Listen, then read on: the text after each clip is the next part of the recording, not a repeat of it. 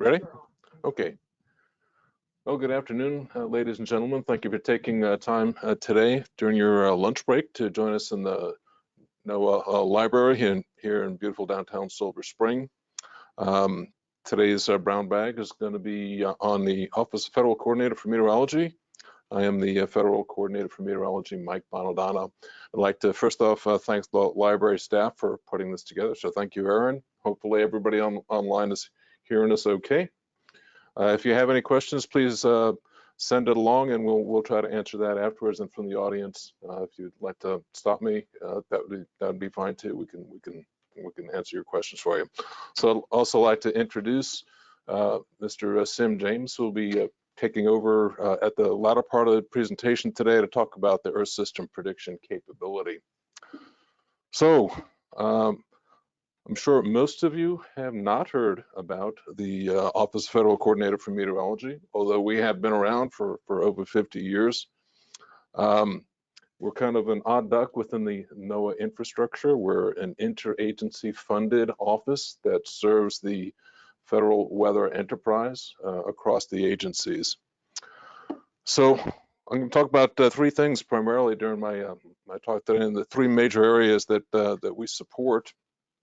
Of course, we coordinate across the federal weather enterprise, which constitutes roughly about a $5 billion annual investment in meteorological services and supporting research. I'll talk about our advise and support function with the staff that we have on hand and how we support the other agencies. And probably what you're most familiar with are some of the plans and reports that we have put out over the years to help guide the overall operational activities and research activities on the federal weather enterprise. Important point here is that we are the coordinators, so our job is to connect the various elements and not to direct the various elements of the federal weather enterprise. So our little staff of about 10 folks here in Silver Spring try to cover the range of activities across the federal government. So it's not clicking. There we go. Thank you. Okay, so we've been around for a little while. We were established in under Public Law 87-843 in 1962. As a historical footnote, this was the last public law enacted by John F. Kennedy. So we have a long history in serving the federal government. Much more recently, some 55 years later, Public Law 11525 called for the Office of the Federal Coordinator for Meteorology to be part of a new arrangement under the Office of the Director of the Office of Science and Technology Policy at the White House for the Interagency Committee on Advancing Weather Services. So as I mentioned, we are in fact a NOAA office, but we are interagency supported. We have staff from the DoD as well as NOAA on our staff, and funding comes from a number of different sources. This is important for us to be able to serve in a manner that can address everybody's needs. We are aligned under the Undersecretary's office. My boss is the Chief of Staff of NOAA, John Luce right now. And we do serve all of the line offices within NOAA, but primarily National Weather Service, OAR, NSTC, and OMAO are the ones we focus on primarily within NOAA. So I've mentioned a couple of times this thing called the Federal Weather Enterprise, and it might surprise you that there are 15 agencies within the federal government that have a stake in meteorological services and supporting research. Some of them you would have expected, of course, NOAA, the Department of Defense, and NASA, and National Science Foundation. But one might not think of the Nuclear Regulatory Commission or the Environmental Protection Agencies as important players in the federal weather enterprise. And they have been part of our working groups and efforts for many, many years. Also on this chart, we call out specifically our interaction with the Executive Office of the President.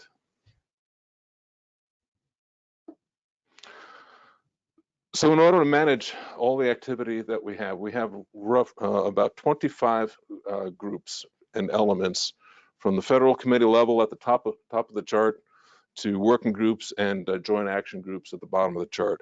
The propensity of our work is done at the bottom of the chart, just as a good pyramid ought to be. And it works its way up through four standing committees, Committee for Operation Processing Centers, one for climate, one for operational environmental satellites, and one for weather research. Going further up that chart, we get to next higher level, which is the Interdepartmental Committee for Meteorological Services and Supporting Research. It's a funny name, ICMSR, and it has been around for almost 40 years now. In the beginning, the elements of research and operations were actually separated. And then when ICMSR was formed, they were brought under the same committee. We also have committees within our infrastructure for the Earth System Prediction Capability, which Sim will tell you all about here at the end of my talk, and our NextRad Program Council, which looks over the activities of the WSR 88D program and radar programs going forward. At the top of the chart there, you see the Federal Committee for Meteorological Services and Supporting Research, FWE, another funny name.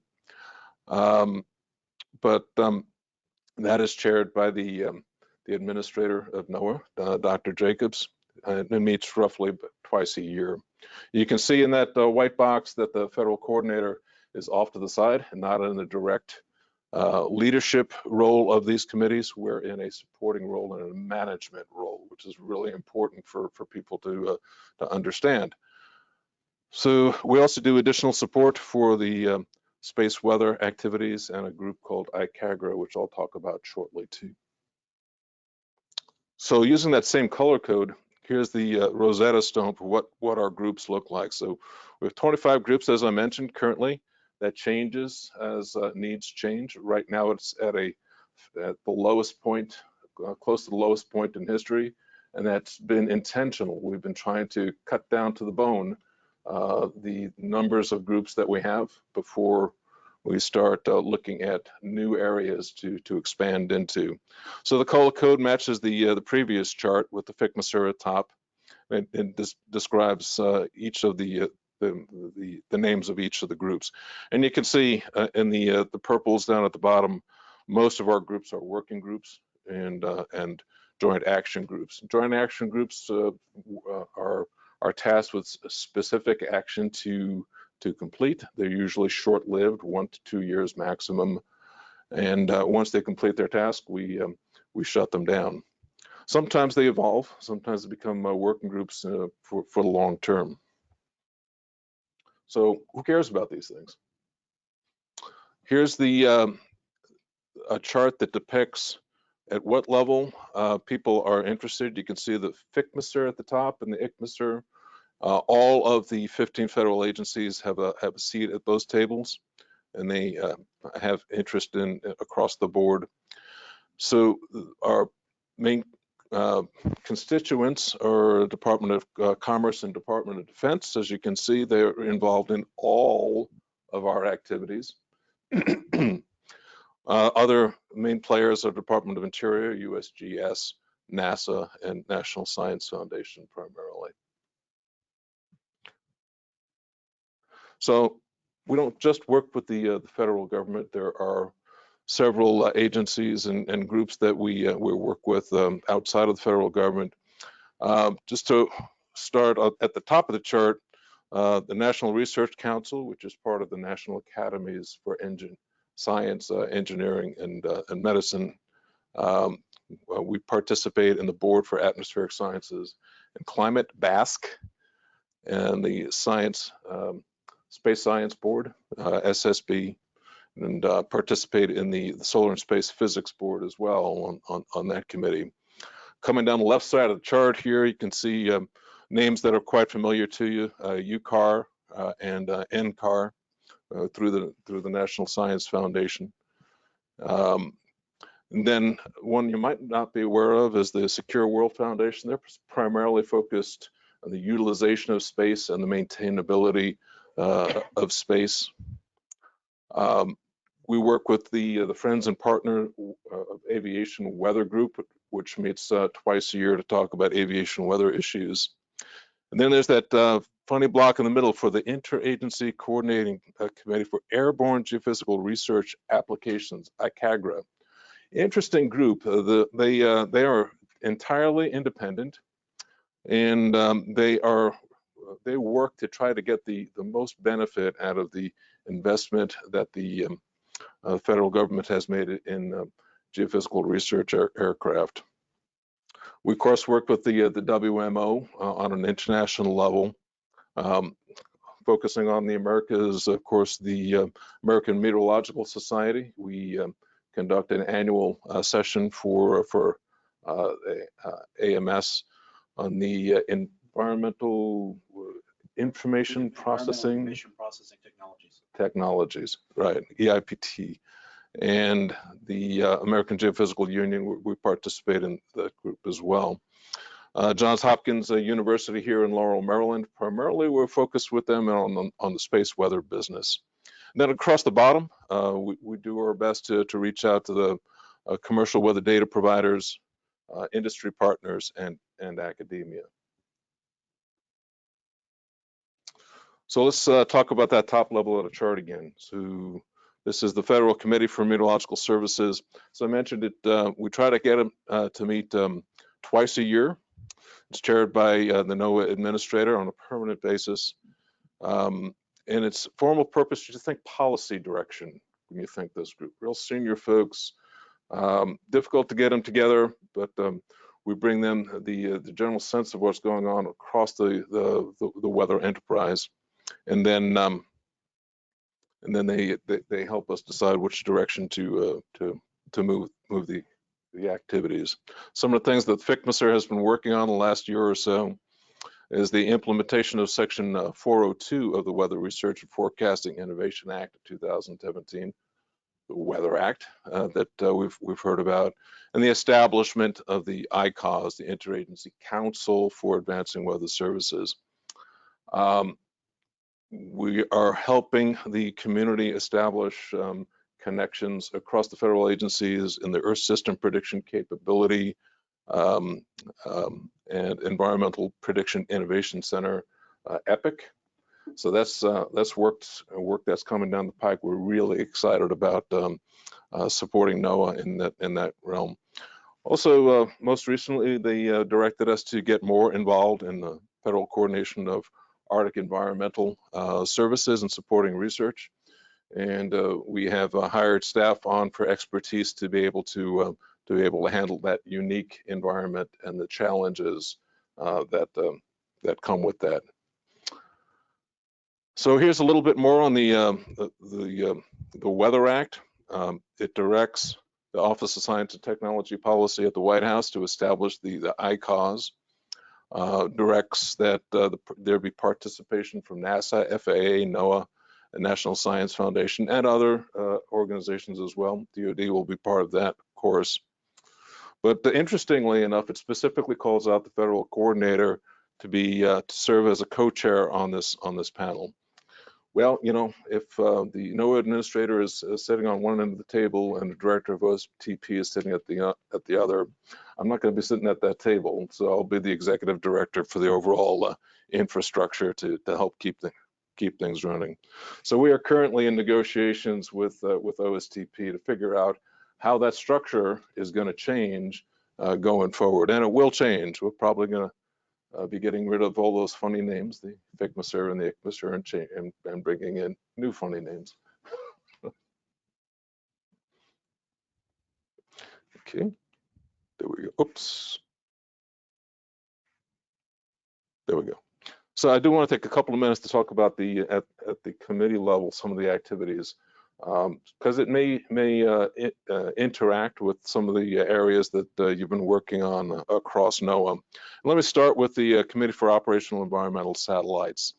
So over the history of OFCM, we've had engagement in the satellite business since the early 70s, and had a committee for operational environmental satellites back in the 70s and 80s. In the 90s, we stood this group down when there was interagency coordination taking place through the old NPOS program, and then following that in 2010 period or so, we brought COAS back to continue its function. Some of the successes and interests that it's had, just most recently, the transfer of the GOES 13 spacecraft for supporting the Air Force over the Indian Ocean was initially discussed in the COAS, and then brought back to the agencies to implement.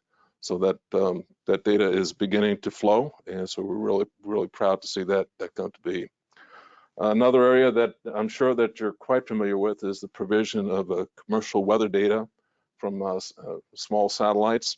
There are a number of companies out there that are pursuing these programs, and not surprisingly, there are 3 independent efforts within NOAA, Department of Defense, and NASA to examine and then perhaps procure some of these data for operational and research use.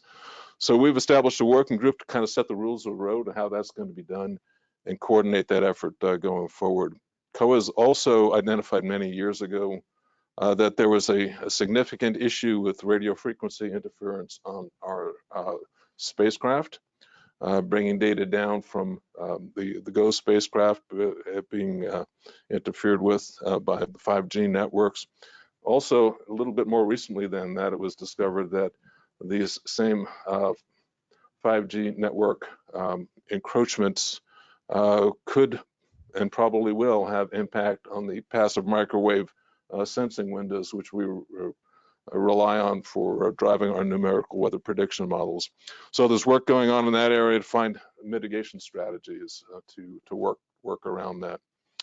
On the Committee for Operational Processing Centers, and I'll have a slide on this group in particular, but think of the big processing centers that we have here in NOAA. There are 3 within the Department of Defense that do similar work, and our focus is on the communications and backup between those groups. Very recently, they are starting to look at cloud computing initiatives as well, which is the way of the future. For our Interagency Weather Research Coordinating Committee, this is our primary connection with the WMO. We try to keep the U.S. representative, Dr. Usolini, up to date on the interagency aspects that he should consider bringing forward to the WMO when he attends those meetings, and we do that through the IWRCC. They're also focused on the seasonal to sub-seasonal database that is ongoing work, and the U.S. Weather Research Program working group for the implementation plan, which is congressionally mandated, and that work is being done by a joint action group that I had mentioned, joint action groups before.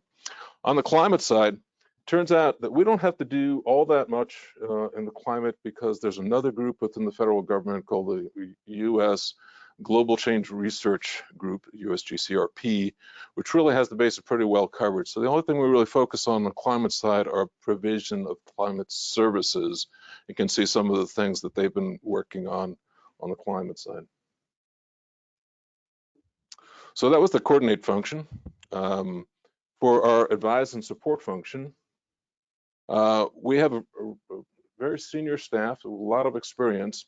That staff goes to the various agencies to loan their expertise on various projects, and I'd like to run through a couple of those with you.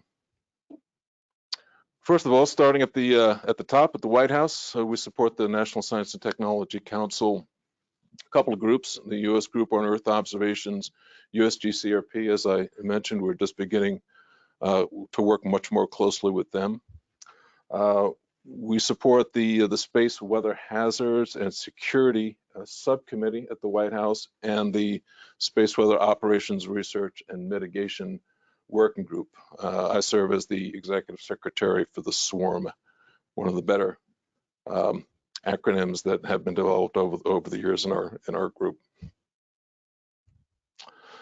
Here's a little bit of information on our activities for our Arctic Environmental Services. We had an interagency meeting last April, and we're planning to have another one this coming April.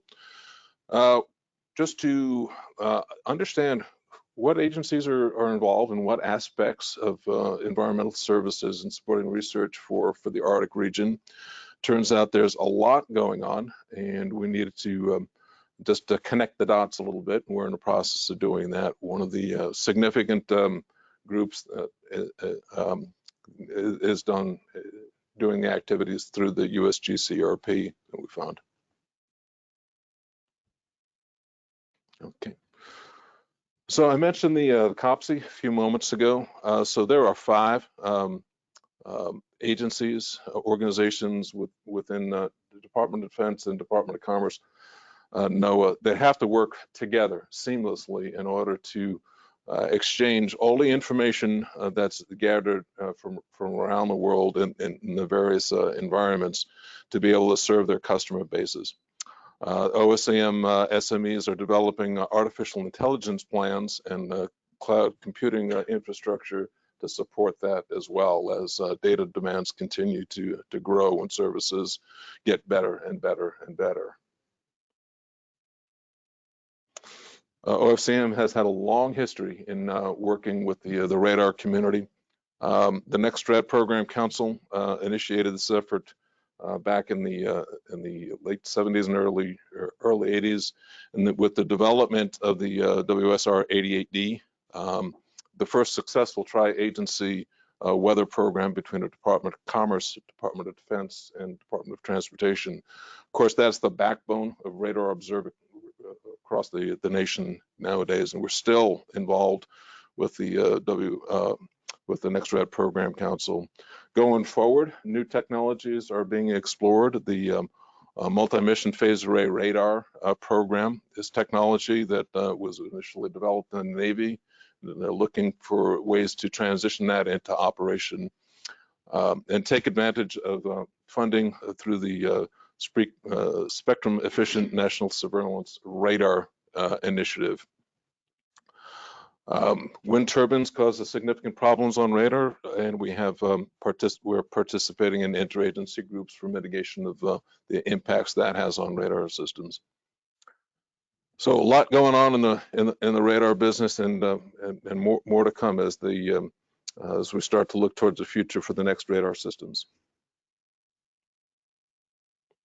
So I mentioned space weather a couple of times.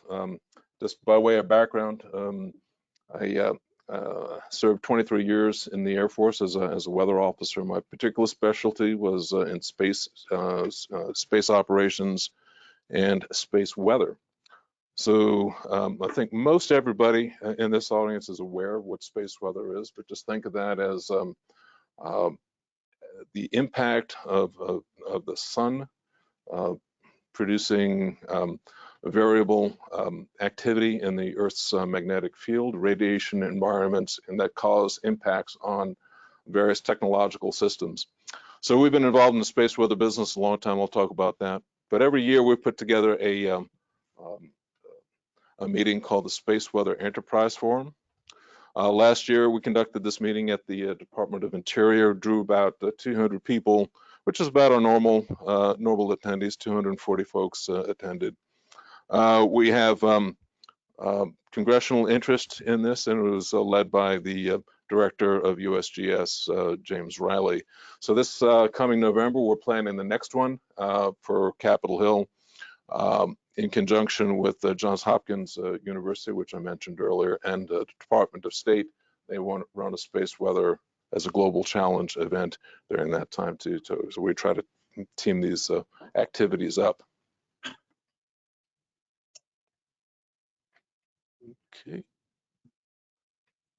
Okay, so then into our planning function. Like I said, you're probably most familiar with OFCM through the plans and the work that we do in this area. But let's start out with some at the top. No organization just goes off willy-nilly and does whatever it feels. You know, you have to go through a planning effort, and part of the value in doing the planning effort is is the discovery process as you're putting your plan together. So back in 2017, 2018, we put together our last strategic plan. And the vision is for well-coordinated activities across the federal agencies. This is not to direct any of the agencies on how they should do their particular mission, but how that they should work together, and that's the mission of OFCM. It's quadrennial, so we're probably going to get started working on the new update on this in 2021. Here are our goals. They might not be surprising to you. We focus on observation in goal 1, forecasting in goal 2. In goal 3, it's primarily the application for decision support products and information services. That all makes perfect sense. In order to get there, you need good cooperative work in the research community. That's goal 4. In goal 5, very important is to work on sustaining the professional development of our people, recruitment of new folks into the weather career, and of course taking full advantage of the experience across diverse backgrounds. Goal 6 is kind of unusual, though.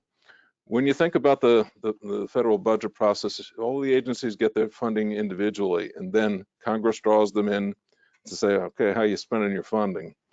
So in goal 6, our goal is to try to make sure that the folks who have to answer to the public have a consistent story on how that funding is being spent, that $5 billion a year is being spent.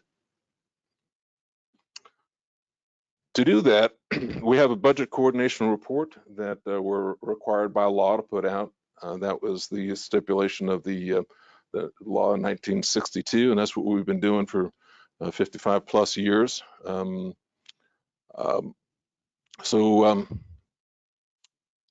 Law 87-843 requires us to do this. It's a short document. It's only about 40 pages or so now, with one or two tables in it that describe across the board what all of the agencies are spending in this area, and what they have requested in the president's budget. So we also in the planning function, we conduct the Tropical Cyclone Operations Research Forum, Intergovernmental Hurricane Conference. We have a little bit of experience doing these. We just conducted our 74th IHC. And next year we're going to be having a big event of our 75th IHC down in Miami. Okay, so that kind of pictures overwrote that a little bit. So we conduct the TCORF for the primary reason of getting the operations, research, and reconnaissance people together so that they can make best use of the investment between the Department of Defense and NOAA in their research aircraft for tropical cyclone reconnaissance efforts.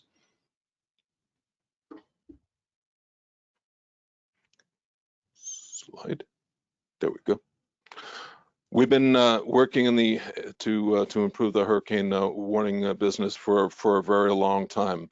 Like I said, we've started this activity back right from the very beginning in the late 60s and early 70s with various plans. But the plan we put out every year is the National Hurricane Operations Plan, which is used to task those reconnaissance efforts between the Department of Defense and NOAA. We've also been involved in equipment development. You can see in the lower right-hand corner, the SWEF frequency microwave radiometer, which is on all of the WC-130s and NOAA P3 aircraft. That was an initiative started through OFCM many years ago. On the space weather front, this I kind of like to use this as an example of how things ought to go. We've been involved in space weather since the 70s, also trying to coordinate the operational aspects on one side and the research on the other.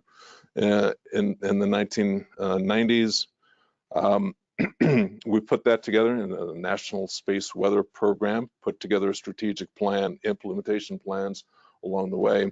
And in the course of developing this over the intervening 20 years, we had a number of important achievements: the establishment of a coordinated modeling center, the defense of the budget for the Space Environmental Center in 2003. We did a number of series, a number of reports for the White House in support of space weather, and in the 2015 timeframe, White House became very interested in space weather and adopted it into their infrastructure, and we continue to support that as the swarm activity that I mentioned before. So that's the way it should go. We bring it up, and then it graduates to the next level. Here's an overview of the family of documents that we have, and you can take your favorite aspect of meteorology and supporting research, from atmospheric transport and diffusion to fire weather to Arctic weather. We have either done a study on it, done a report on it, or have a current plan that provides an interagency overview of how things to be done. Also in this area, what you may be familiar with, are the Federal Meteorological Handbooks, which are the Bible for surface weather observing, upper air observing, and all other observing functions. So that's the general overview. I think I have one more. Whoa. Come back. I'm still in his thunder. Come back. Quick brief. One more. Yeah, one more thing I wanted to mention. Between climate change, national security, homeland security, energy, and food security is an area that's known as environmental security. It's an area that has been ignored for many, many years because it's really difficult work. Being the fools that we are, we're going to be wading into that in the next year or so to see if we can help the federal agencies work together in this area, because basically we really have no choice going forward. We have to do a better job in this area. It'll also be a theme of the 2022 AMS meeting, which we want to make sure that the federal government makes a good showing that we're doing work in this area. Just got approval to start working in this area. And that's all I have. I'd like to turn it over to Sim James to talk about ESPC.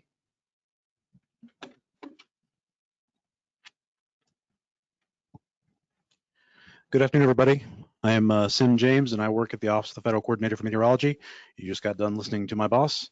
He gave an overview of our office and how it works, and I'm going to provide a briefer overview of one of the committees in the onslaught of acronyms that represent OFCM structure, the National Earth System Prediction Capability, for which I serve as Executive Secretary.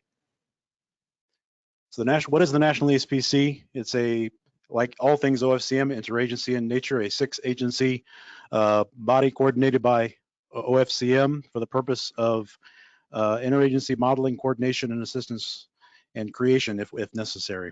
So take all the 6 agencies that participate in National ESPC are NOAA, Navy, Air Force, NASA, National Science Foundation, and the Department of Energy. 3 of those are have an operational focus, and 3 of those have a research focus, and some have a little bit of both. So between the 6 agencies, we come together on issues of concern with regard to modeling, and there's a long history here. The ESPC didn't just pop out of nowhere, it evolved, and I'm going to go over that in a minute. And also I'll go through some of the efforts that are currently going on within the National ESPC. Contingent upon which, and I have the red box there, are S2S, which I'll go to in a little bit, which has been a focus of the group of late. So the evolution of the National ESPC, this body's been around in one form or another for a while, started in the mid-2000s, as you can see. We had coming together of 3 of what is now the 6 agencies, the Air Force, Navy, and NOAA, to come together to discuss specifically capability for an enhanced ensemble modeling forecast capability to forecast out up to 2 weeks if we could. There was a whole lot of work and research and study up to 2009, and agreed that the agencies could pool their resources and time and expertise together to create something good. And so they did that. So they established what was then known as the new NOPSI, National Unified Operational Prediction Capability, for the purpose of creating a ensemble modeling system out of the global models that of the models existed. And that's a recurring theme here within National ESPC. It is a capability made up of usually existing capabilities, either blended together or acting in concert for something better. Parts, the whole greater than the individual parts. So in 2010, 2008, they established the new OPSI partnership. Fast forward to a whole lot of work. The 2011, the IOC of the new OPSI ensemble, which still operates today, publicly available on the Nomad servers. So that was the triple agency organization. So fast forward to 2010, there was a need we had plenty of operations, but a idea about completing the loop of R2O, which is something we talk about and know about a lot, and bring in the other three agencies of what is now the National ESPC, and kind of reconstituted, reconceptualized what the partnership could be, and launch the 6-agent partnership we have today.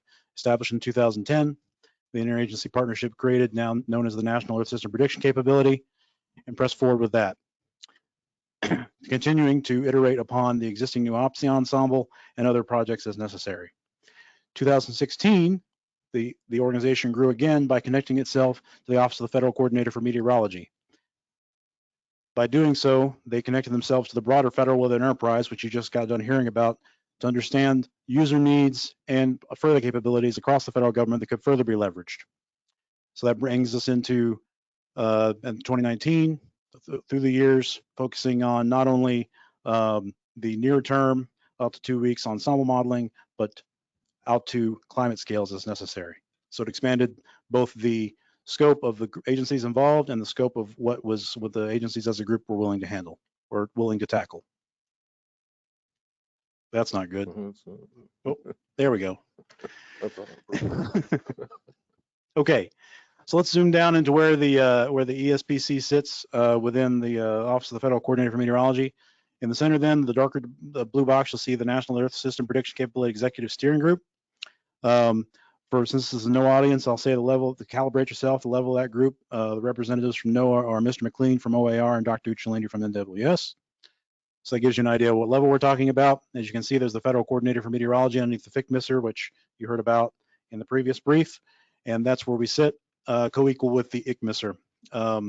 The big difference, and I get asked this a lot, so I'll point it out, because it is true the ICMISR and the ESG share a lot of members. The ICMISR is not necessarily focused on modeling, whereas ESPC is all modeling all the time. Zooming down into the ESG itself, so we're going down a level. Here's the staff organization of the ESPC. It is by definition a multi-agency effort, of course, so we have representatives helping us out from all the constituent agencies in various ways and means. So again, dark blue in the center, the executive steering group made up of those senior executives at the AA level for the NOAA crowd. The secretariat, OFCM, that would be me. And the agency liaisons are like at the GS 14-15 level, representatives of the constituent agencies that make up the ESG and interested partners. Connected back up to the FWE and the Committee on the Environment up at OSTP. Below that, we have working level federal employees from both Navy and NOAA who have agreed to at least part of their PD devoted to helping keep the ASPC going and move things along between the research side and the operations side.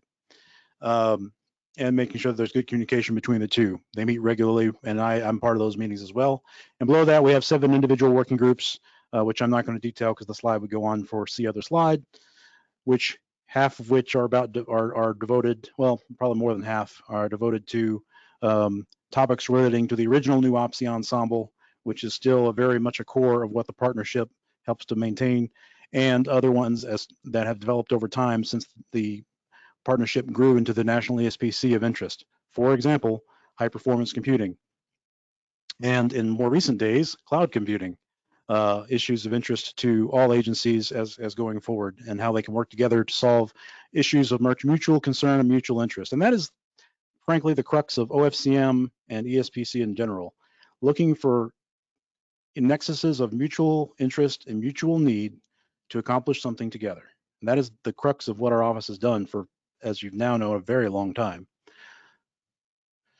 So building a national ESPC, what does that mean exactly? I want to like to point out, because we have to frequently, it's a capability, so it's not an individual model. Sometimes we could ask for, we're building one numerical weather model to rule them all. We are not. So it is an individual, it's capability made up of individual agencies' capabilities and some, on occasion, blended capabilities to produce something better.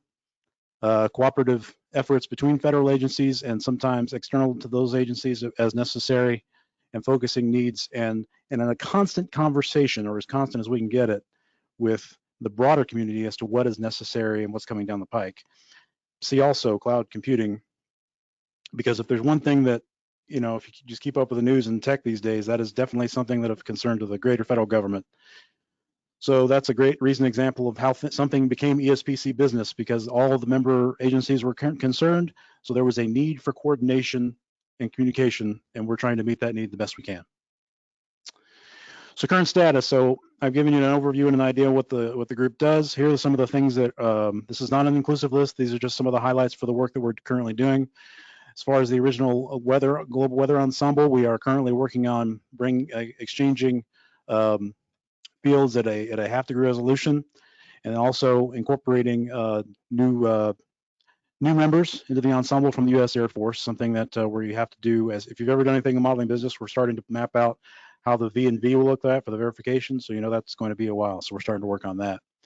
Common model architecture, this is something else that comes out of the new OFCM effort, where we have built interoperable components between agencies so that they can exchange data more easily. That's the new OPSI layer. And of course, as I pointed out earlier, we have the standing project office, which is what we call it, which is all those folks in that previous organizational slide from the multi-agency organizational committee, to include myself. So that is the earthsystemprediction.gov website. If you're interested, and take a look. I'm very proud of that website. It took a long time to get permission to have a new .gov domain. And the points of contact are below, to include myself. So if you have any further questions about the National ESPC, please feel free to give us a call and contact us. And ladies and gentlemen, both online and in the house, that is the conclusion of our brief. If there's any questions for myself or my boss, please let us know.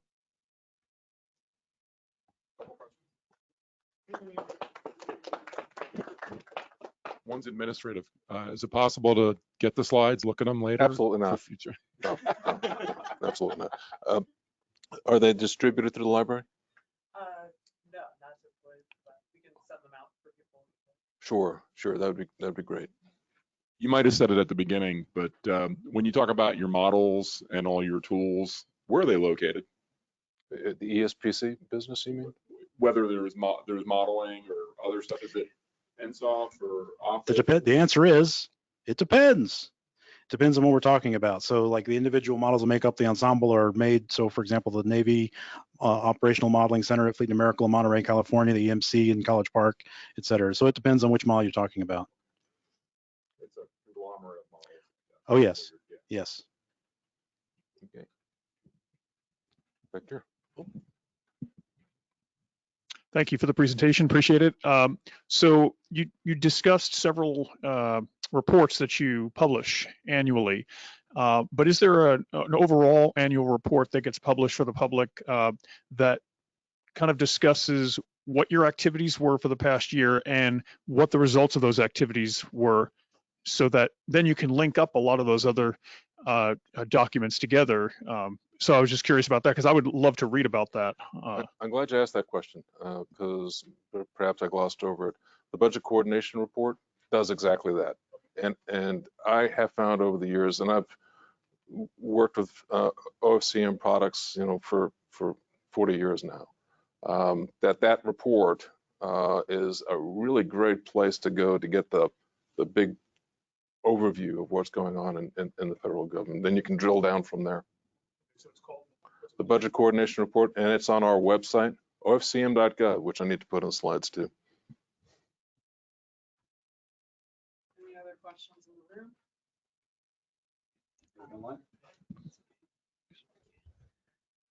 And I don't see any questions online at the moment. But if people do have questions afterwards, we can put you in touch with Sim and Michael. So thank you everyone so much for attending, and thank you both for presenting. Thank you. Thank you.